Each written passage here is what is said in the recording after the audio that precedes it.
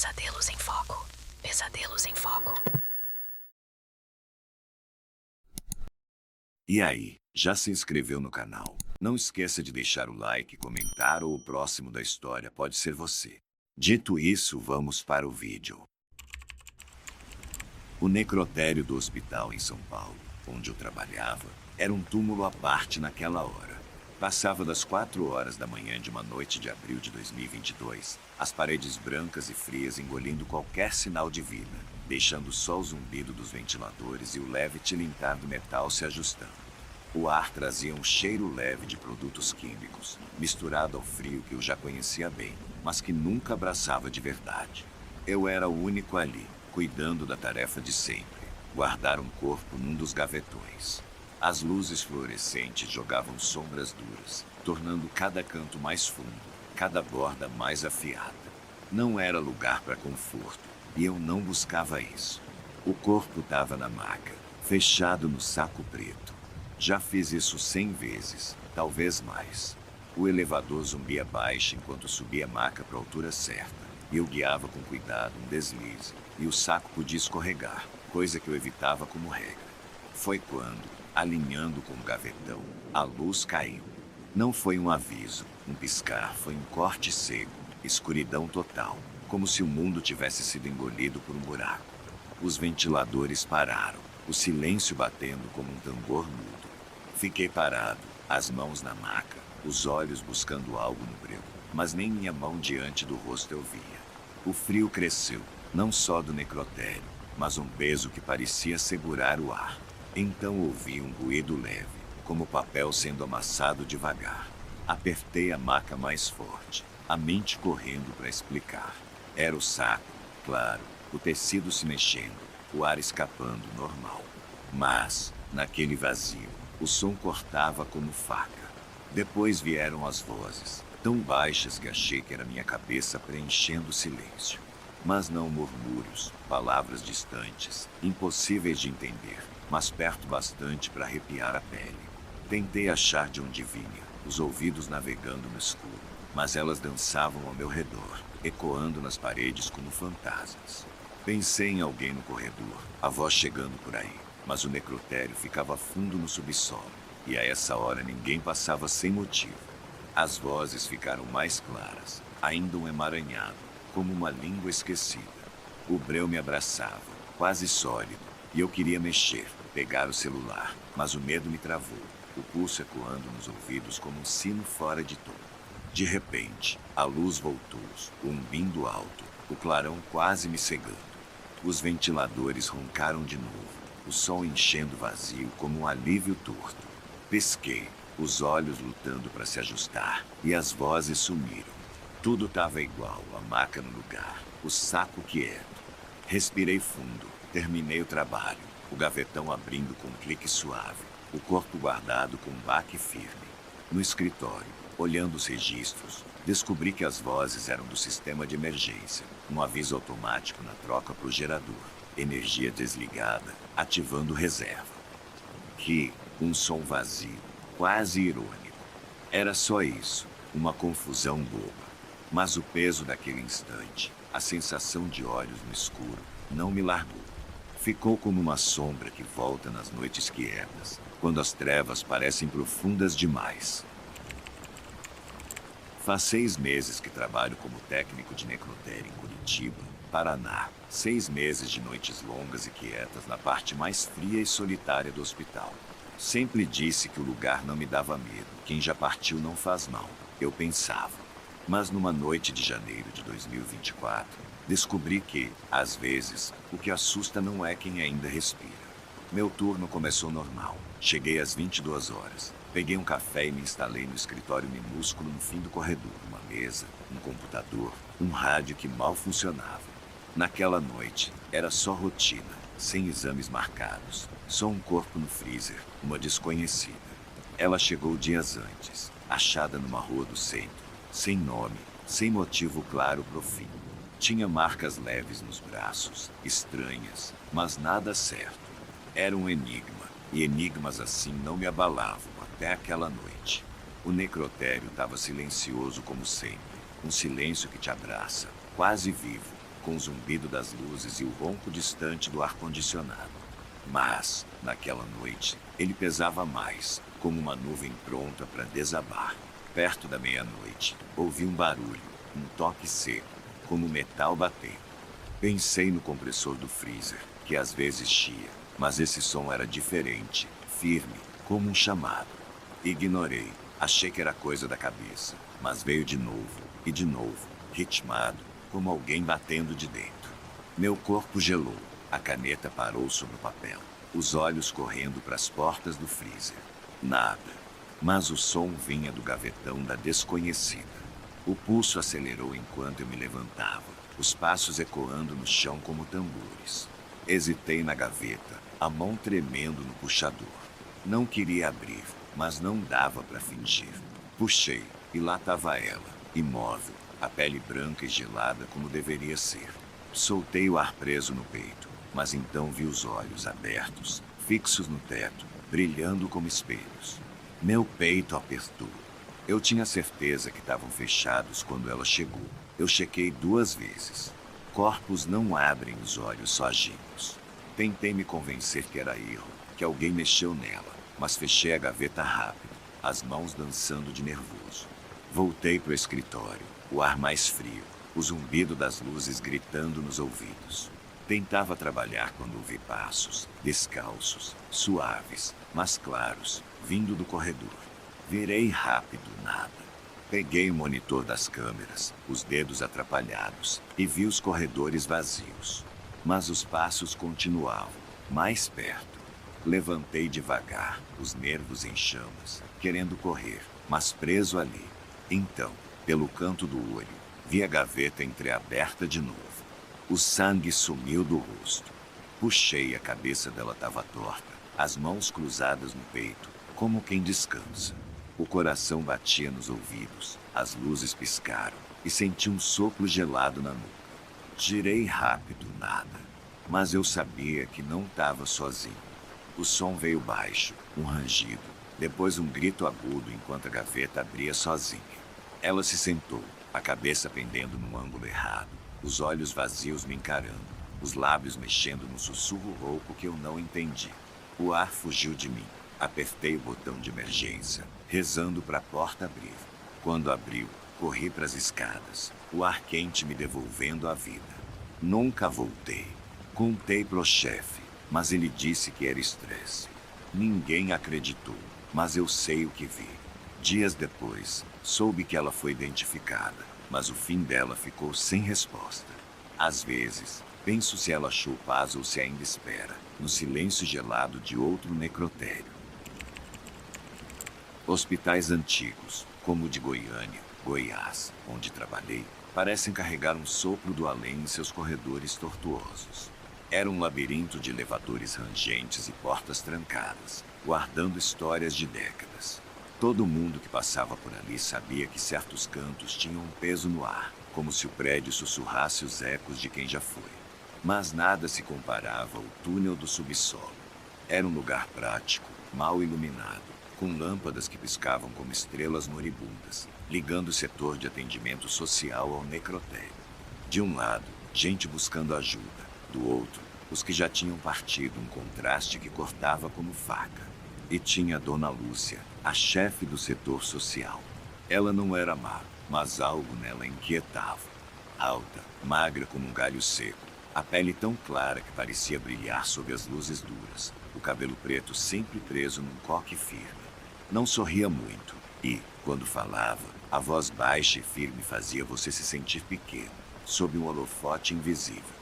Não era inacessível, mas silenciava o ambiente como um vento frio. Dona Lúcia estava lá há anos, mais tempo que qualquer um no setor. Ninguém sabia muito dela, fora do trabalho. Era um mistério. Diziam que morava sozinha numa casa antiga nos arredores. Outros cochichavam sobre um passado triste, mas ninguém confirmava. Todos concordavam, porém, que ela parecia dona daquele túnel, movendo-se por ele como se fosse seu rei. Para os pacientes do setor social, muitos recém-chegados de lugares distantes, nervosos com o sistema, Dona Lúcia era quase uma visão. Eles desciam o túnel, papéis nas mãos, e a viam surgir do lado do necrotério, passos leves, o rosto pálido como lua cheia. Não demorou para as histórias começarem. Alguns, de vilarejo simples, achavam que ela não era desse mundo, uma figura que flutuava nas sombras. Outros juravam que era alguém que voltará do além, presa ali. Teve quem correu escada acima, nunca mais voltando. O pessoal ria no começo. Dona Lúcia revirava os olhos, chamando aquilo de bobagem, mas até nós sentíamos algo diferente nela. O segurança Marcos contou que uma vez a viu parada no túnel, imóvel, encarando a porta do necrotério por minutos. Quando perguntou se precisava de ajuda, ela virou e saiu, sem uma palavra. Ele riu depois, dizendo que era só devaneio dela, mas a voz tremia um pouco. Não era só Dona Lúcia, o túnel tinha história. Anos atrás, antes do setor social, serviu de depósito na epidemia de gripe, lotado de maçãs onde alguns se foram sem chegar aos quartos. Quem viveu aquilo evitava falar, mas os sussurros ficavam.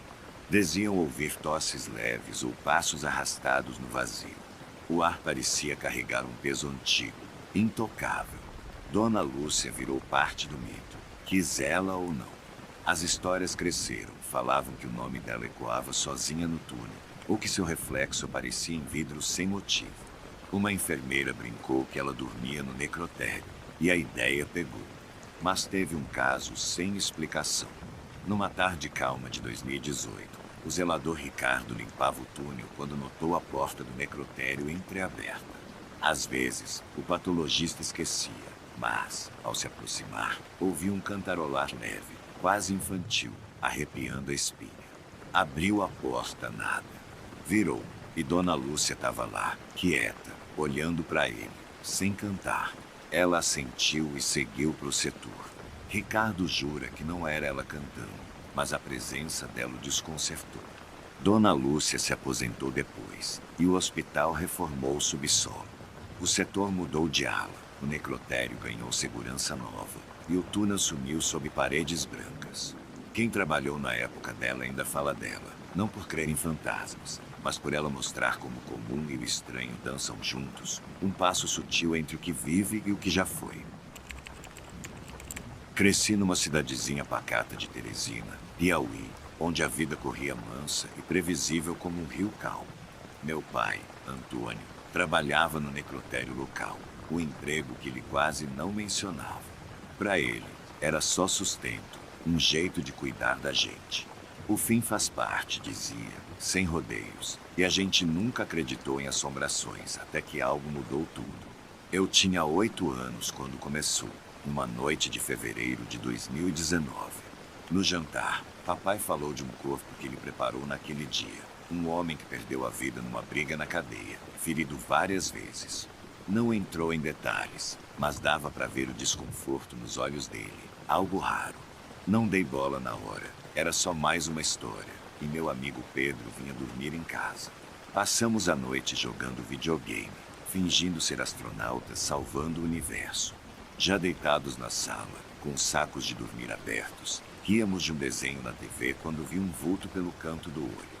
Achei que era só a luz da tela brincando nas sombras, mas ele se mexeu de novo, rápido demais, no corredor pros quartos. Virei para olhar, mas nada.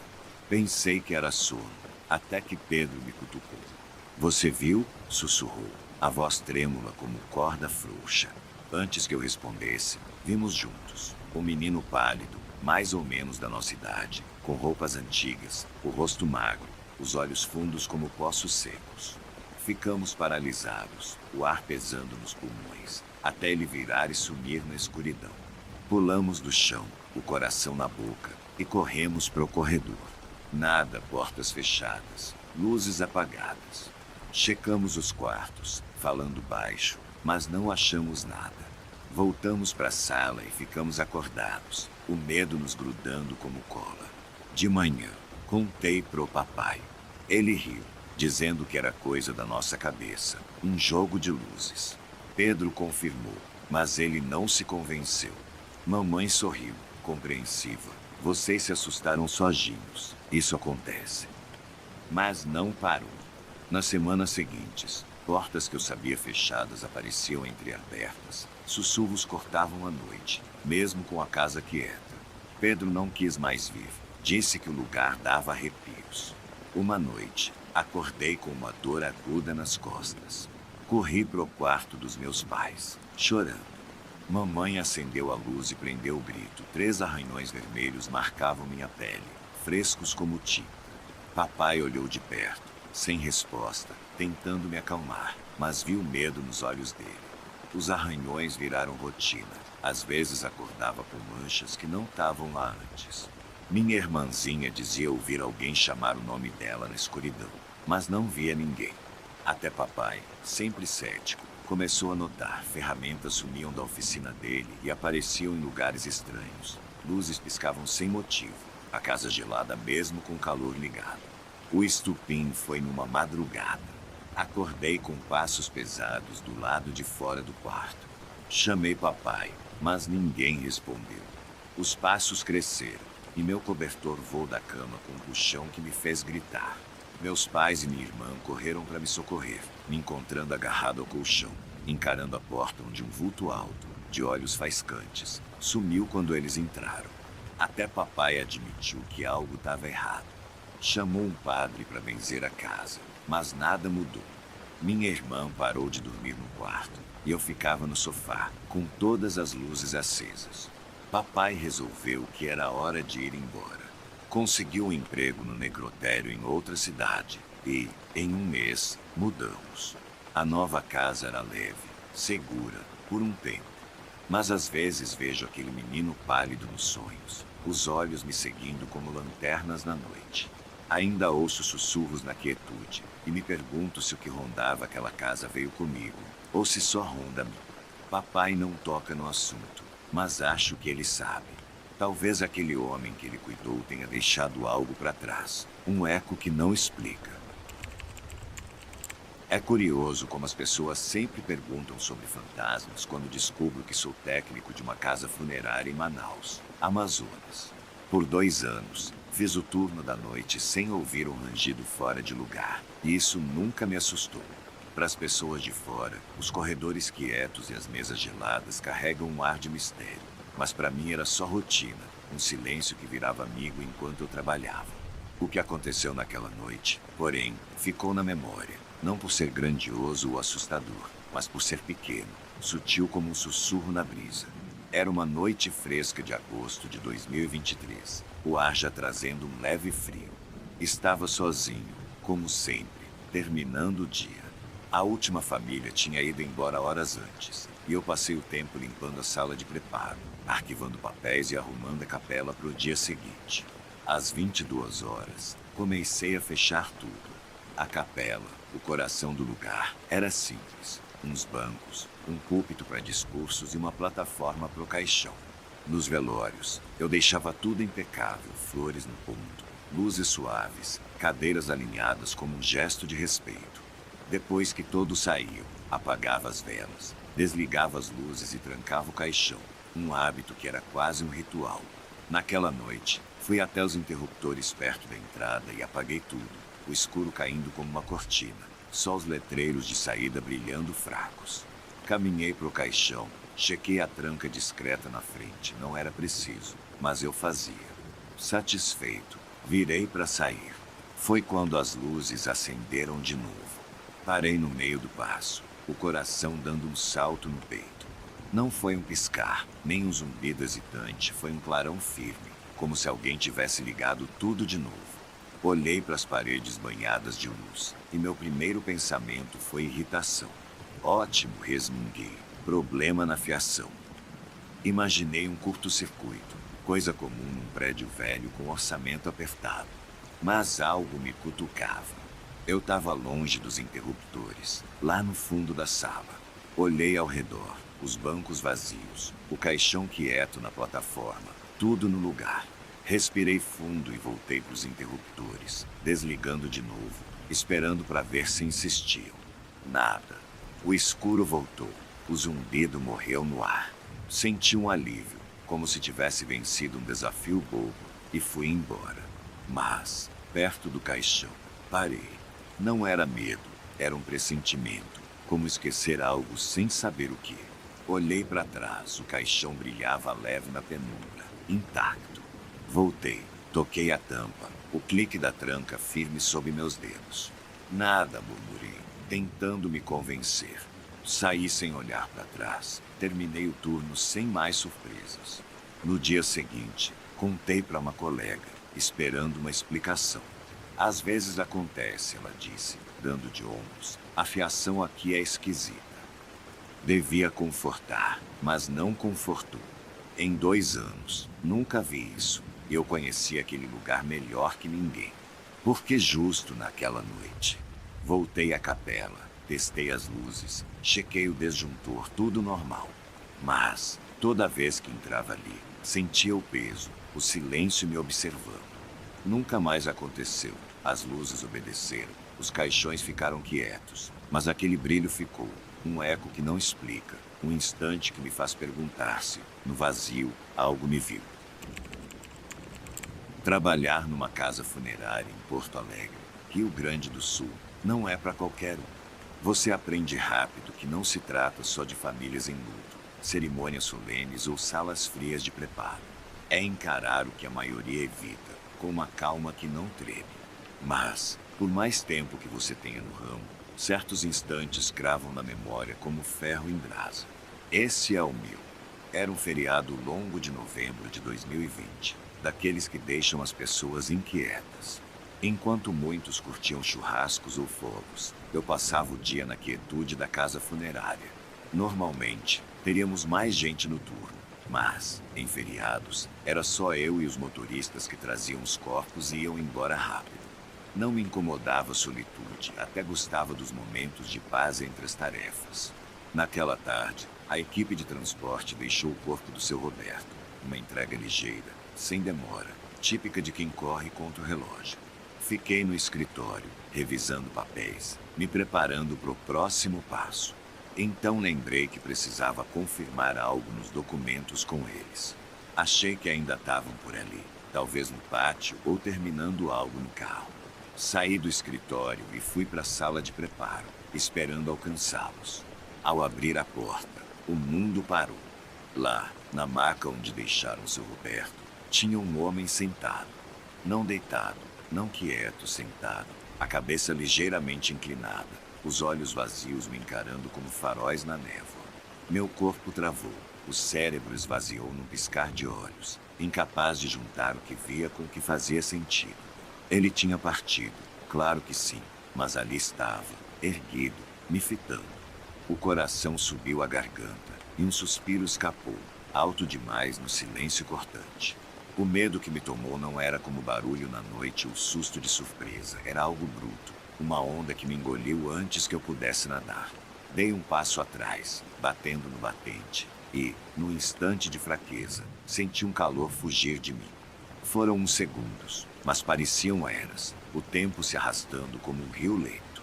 Então, como se uma chave girasse na mente, a razão voltou, trazendo alívio em vez de pavor. Notei a rigidez dos braços, o tronco meio torto, nada natural. Era o corpo travado, posicionado assim desde o hospital onde ele se fura, semi-reclinado. A equipe não conseguiu ajeitá-lo para o transporte, e ali ficou, um sentinela mudo. Soltei um riso curto, trêmulo, quase debochado, percebendo o susto que levei por algo tão simples. Precisei me apoiar na porta, as pernas moles como geleia. Depois, contei para os colegas, que riram alto. A rigidez pega todo mundo um dia, brincou um deles. Verdade. Nesse trabalho, você topa com o estranho e o inquietante, quase tudo com explicação. Mas o choque daquele instante me lembrou que sou de carne e osso, que nem toda experiência apaga o humano em mim. Anos depois, esse é o susto que conto se me pedem o pior momento. O homem na maca, sentado como quem guarda segredos, ainda me faz checar 2 vezes cada corpo que preparo sozinho. Lugares de cura, como nosso antigo hospital em Salvador, Bahia, às vezes parecem portas para o outro lado. Trabalhei lá como segurança, um serviço simples, mas que pagava as contas. Era monótono na maior parte do tempo, lidando com pacientes alterados ou alguém tentando fumar no corredor. Mas, de vez em quando, vinha um chamado para ajudar num transporte 1080 levar um corpo para o necrotério. Não era minha função oficial, mas, quando o pessoal do necrotério estava na correria ou os enfermeiros não queriam mexer, a gente entrava.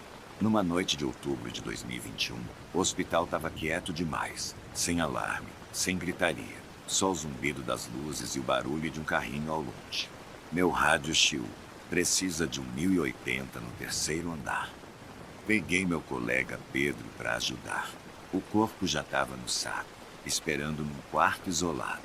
A enfermeira entregou os papéis sem me olhar e saiu voando. Primeiro sinal de que algo não cheirava bem. Era um senhor de uns 60 anos, sem detalhes além disso. Não faço perguntas, é mais fácil assim. O saco estava fechado, mas os braços e pernas dele estavam duros, tortos como galhos secos, o corpo travado pela rigidez. Mortos são pesados, desajeitados, teimam em não colaborar. Manobramos a maca pro elevador pro necrotério, o silêncio pesando como chumbo. Pedro, sempre brincalhão, soltou. Esse aí tá posando de espantalho, olha os braços. Dei um meio sorriso, mas não falei nada, o humor alivia, mas nem tanto. No necrotério, o ar gelado bateu como uma parede, o cheiro metálico misturado ao brilho das luzes nos freezers. Pedro abriu a porta de um deles, e eu fui ajustar o saco para deslizar. Mas os braços abertos travavam tudo, sem espaço para encaixar. Espera aí, falei, vou dobrar isso. Abri o saco um pouco, a pele fria e pálida sob as luvas.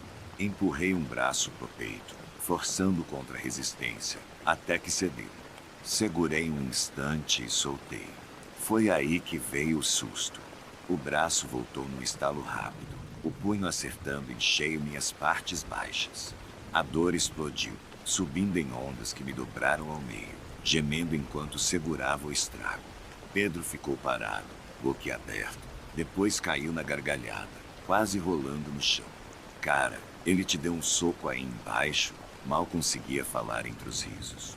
Eu, sem ar para responder, só tentava não passar mal. Depois de um tempo, me arrastei pro canto, apoiado no freezer, enquanto Pedro ria tanto que chorava. Eu avisei que esse trabalho ia te pegar desprevenido um dia, disse, enxugando os olhos. A dor passou, e ele me ajudou a guardar o corpo, ainda rindo baixo enquanto trancávamos o freezer. Na saída, não resistiu. Vai mexer com o espaço dele de novo, hein? Fiquei quieto, imaginando como contaria isso pro chefe se precisasse de um médico. Foi o momento mais esquisito da minha carreira. Já levei grito, cuspe, soco de gente viva, mas um golpe de alguém que se foi novidade. Ainda hoje, quando conto, riem, mas não acreditam. Nem culpo. Parece loucura, um cara que partiu me acertando assim, mas juro que rolou, e nunca mais vi um 1080 do mesmo jeito.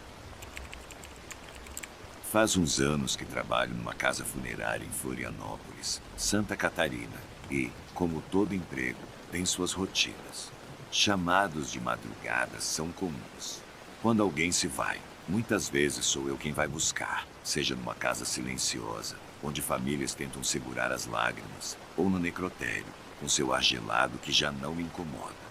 Um sábado de julho de 2022, bem depois da meia-noite, as ruas estavam calmas demais, uma névoa fina pairando no ar enquanto eu dirigia para o hospital para pegar o corpo da Dona Clara, uma senhora que partirá tranquilamente.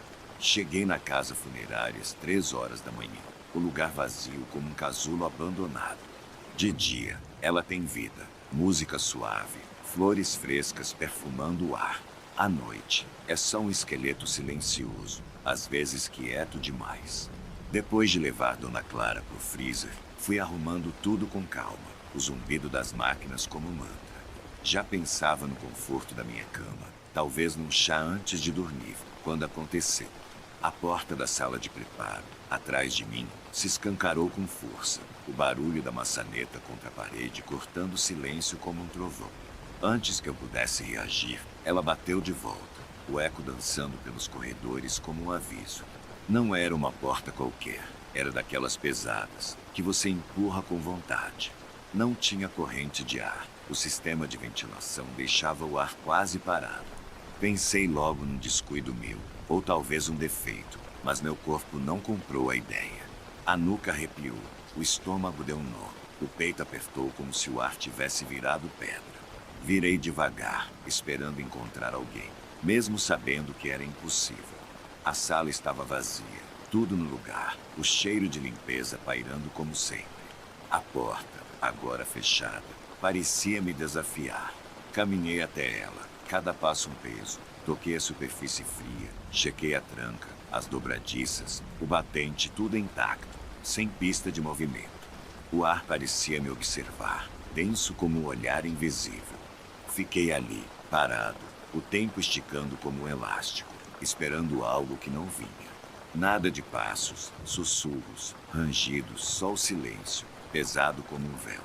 Voltei pro hall, as mãos trêmulas enquanto digitava o código do alarme, dizendo a mim mesmo que era só cansaço. Tranquei a porta e saí pra noite, a névoa grossa engolindo os postes de luz. No carro, repassei tudo, buscando lógica, mas a razão não apagava o frio que me agarrava como um abraço indesejado. Não fiz chá ao chegar em casa. Sentei na cama, os olhos no nada, esperando o dia clarear. Sono não veio. De manhã, voltei cedo, o lugar parecendo outro sob a luz do sol, como se a noite tivesse sido um sonho torto. Passei pela sala de preparo, hesitando diante da porta fechada, a mão pairando sobre a maçaneta antes de recuar. Não quis enfrentar o que quer que fosse. Anos depois, ainda não sei o que rolou. Já vi coisas estranhas aqui, e não foi a última, mas aquela porta abrindo sozinha foi a primeira vez que senti, fundo no peito, que algo além do véu me roçara, um sopro gelado que sussurra perguntas sem resposta.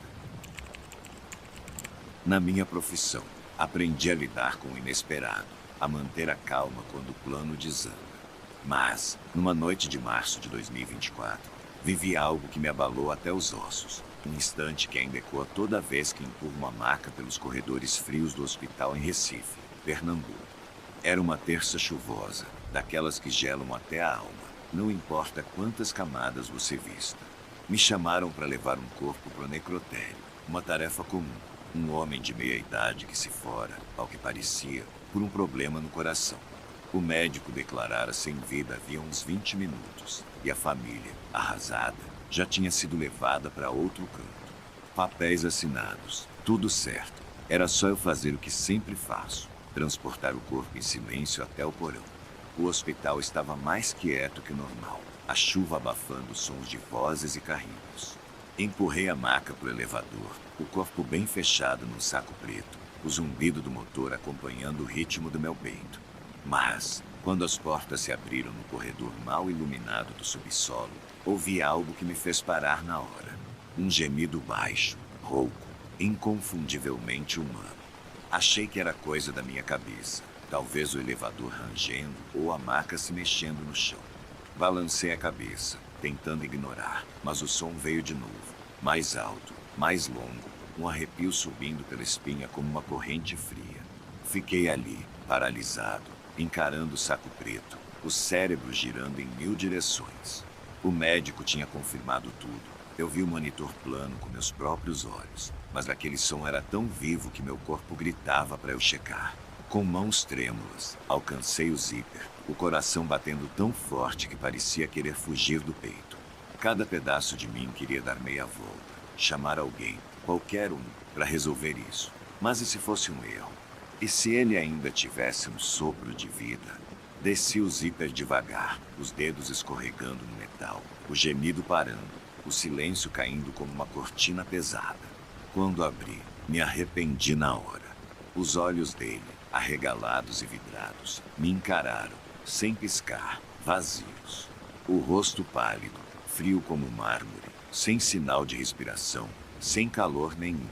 Ele se fora, sem dúvida, mas eu tinha ouvido. Fiquei ali, perdido no tempo, tentando entender, o rosto dele gravado na minha retina como um quadro sombrio. Minha razão lutou para tomar as rédeas. Talvez fosse ela escapando dos pulmões, uma explicação simples, coisa que já ouvi falar. Mas isso não acalmou a náusea que subia, nem o suor gelado que molhava minha nuca. Fechei o saco com cuidado, as mãos ainda dançando de nervoso, e empurrei a maca pelo corredor, cada render das rodas ecoando como um lamento. No necrotério, o ar frio me acertou como um tapa. Registrei a entrada, a letra tremendo na prancheta, enquanto o atendente, cansado, mal levantou os olhos, apontando o canto dos freezers. Coloquei a maca no lugar, dando uma última olhada no saco, tentando me convencer que acabou, que foi só um truque da mente. Mas, ao virar para sair, juro que ouvi de novo um sussurro quase imperceptível que eriçou minha pele como vento numa árvore seca. Não parei para conferir dessa vez. Corri pro elevador, os passos batendo no vazio, e só respirei fundo quando as portas se fecharam. Até hoje, não sei explicar aquela noite. Pode ter sido só ar, ou meus nervos à flor da pele no silêncio do necrotério. Já levei dezenas, talvez centenas de corpos, e nunca senti nada assim antes ou depois. Dizem que o fim vem quieto, mas, às vezes, o que vem depois parece querer falar.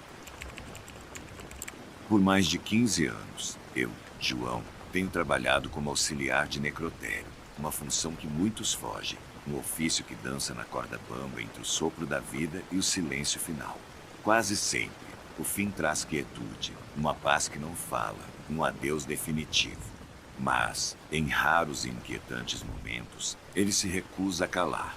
Durante 30 dias, em maio de 2023, vivi algo que ainda me assombra, uma sombra que carrego como um peso nas costas, ligada a um homem que, mesmo após partir, não encontrou repouso. Para proteger os envolvidos, não direi nomes nem lugares exatos, mas juro que cada palavra aqui é verdadeira. Tudo começou numa noite comum em Belém, no Pará, quando trouxeram o corpo dele. Não era um homem qualquer. Aos 120 anos, ele comandará um grupo místico, reverenciado e temido por seu poder e pelos rituais que ninguém ousava explicar. Seus 10 filhos o acompanharam, rostos pálidos, mais assustados que tristes, ansiosos para ir embora. Antes de saírem, o mais velho me puxou de lado, a voz tremendo como folha ao vento, e soltou um aviso que gelou meu sangue. Não deixe ninguém fazer orações por ele, só o deixe em paz. Já avisamos todos. Quis perguntar o motivo, mas o medo nos olhos dele engoliu minhas palavras. O corpo parecia comum à primeira vista, apenas mais um idoso que se fora tranquilamente. Mas, na segunda noite, as coisas mudaram. O freezer onde ele descansava começou a falhar, aquecendo sem razão, apesar de estar regulado. A equipe técnica revisou tudo e nada encontrou. Achei que era só um defeito, coisa que acontece até em necrotérios, mas então vieram os sons.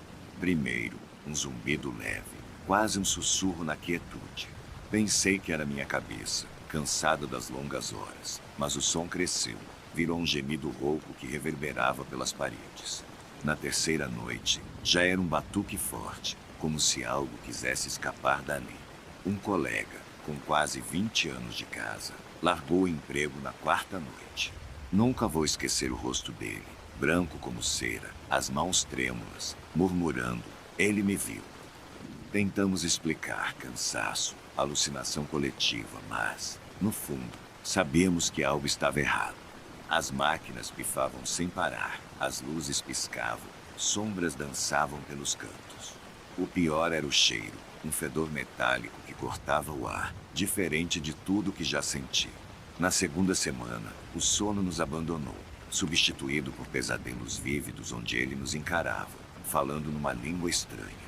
Alguns colegas fugiram dos turnos da noite, deixando-nos à mercê do terror crescente. O ápice veio na 30ª noite, perto da meia-noite, quando a luz caiu, mergulhando o necrotério na escuridão absoluta. Num silêncio que pesava como chumbo, um grito gutural rasgou o ar, paralisando-me. Quando a luz voltou, o freezer estava aberto, e ele, caído no chão, o rosto torcido num sorriso zombeteiro, como se risse do nosso medo. No dia seguinte, os filhos vieram correndo, o pavor estampado, e logo providenciaram o enterro. Soube depois que, em suas últimas palavras, ele ordenara, com voz de trovão, que nenhum religioso estivesse presente. Os filhos, querendo normalidade, ignoraram o aviso e chamaram um padre. No enterro, em um cemitério nos arredores de Belém, a tensão pairava como névoa. O padre começou a oração e o ar ficou elétrico. De repente, um estalo seco cortou o silêncio. O caixão se abriu, lascas voando. Gritos ecoaram enquanto ele se erguia, os movimentos duros, os olhos ardendo com uma força maligna. Com um gesto preciso, acertou o padre no rosto. O homem caiu, sem vida, antes de tocar o chão. O caos tomou conta, pessoas correndo em desespero, enquanto o corpo dele despencava de volta ao caixão, a tampa se fechando sozinha, como se nada tivesse ocorrido. Naquela noite, o corpo do padre chegou ao necrotério. Os sons voltaram, agora gemidos profundos que enchiam o prédio. O freezer dele tremia, batidas ecoando pelos corredores. Após 3 noites, ninguém aguentou ficar depois do pôr do sol. A família do padre, pressionada, enterrou às pressas. Quando a terra o cobriu, o silêncio voltou, mas as lembranças ficaram, como fantasmas que sussurram na penumbra. Já vi de tudo nesse trabalho, mas esse homem, com seu poder que desafiava o fim, marcou-me como uma cicatriz que não explica.